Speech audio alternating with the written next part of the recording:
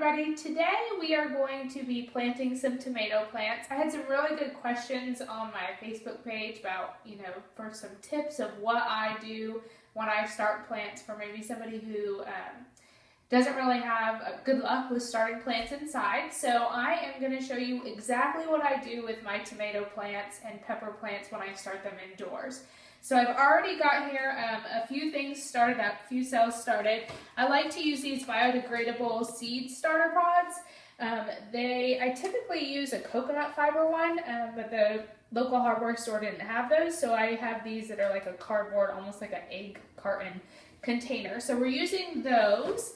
And then this year I also am trying a new thing, which is this seed starting mix. It's organic and it is made from natural coconut fiber. So it's really kind of cool. It makes 8 quarts of potting soil and you put it in a container like I have here, and you pour like 4.5 quarts of warm water. I use warm water because it just seems to be a little better for starting tomatoes and peppers. Since they like a warmer climate to get started, I feel like it helps with the soil temp being a little bit warmer.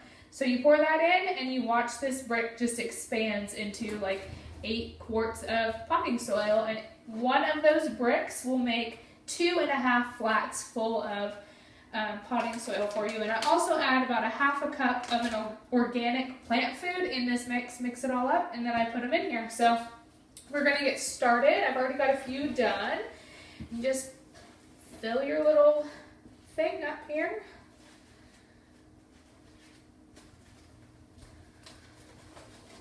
And then you poke just a little hole in.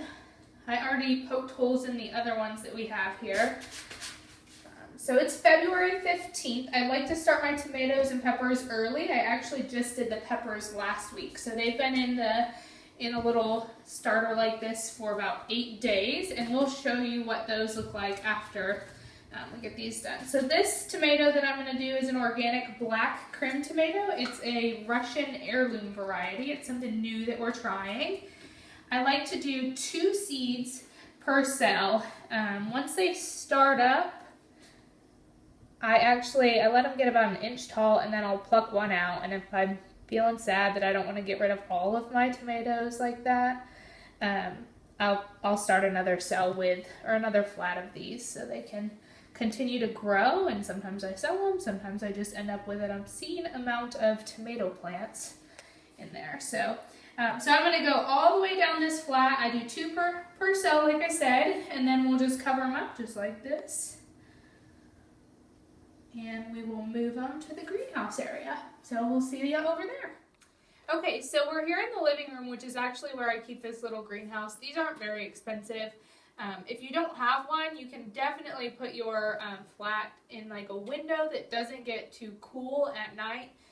You want kind of a consistent temperature. So that's part of why I put these in a greenhouse like this. This back room where they are gets a little cool in the evening. So I feel like this helps with the temperature control. And the peppers that are down here are the peppers that I started about 8 days ago, and I keep them on, I keep a heat mat underneath them. So that's definitely a good investment. Most people will probably be able to do 1 flat of everything that they want to do for their home garden. I have a bigger operation and it's growing this year, so I probably need to invest in another heat mat to get this going. So these are the tomatoes we just did. I do leave the lids on, all of my flats in here. I just took them off. You want to water them with a spray bottle, actually, and I use warm water. Not hot water, but just warm, room temperature kind of water, a little bit warmer than that maybe, to spray them, to water them and keep things moist. Sometimes they get a little funky white mold stuff going on. I don't really know what that is. So maybe if you do and you have something you want to put there in the comments, let me know what that is. That'd be great. Otherwise, that's our setup, and when things get a little bigger, we'll show you what it looks like and how I water them after they don't need to be watered with this anymore. All right, have a good day.